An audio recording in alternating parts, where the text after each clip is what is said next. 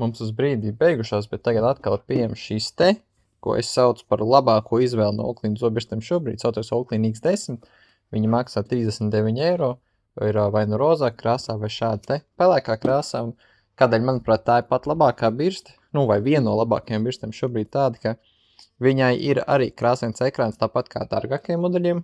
Tas nav skārienjūtīgs, bet viss notiek ar 2 pogām. Augšējā poga maina programmas, un apakšējā poga maina intensitāti no 1 līdz 5. Un man labāk patīk tieši pogas, nevis skārienjūtīgais ekrāns, jo, ja ir slapji pirksti, tad tas ekrāns kādreiz nestrādā, tad ir jānoslauka pirksti. Ar pogām tāda problēma nav. Viņam arī ir šāds te sienas magnēts, pielīmēt pie sienas, pie spoguļa, pie flīzēm, un zobirsts šāds skaists stāv.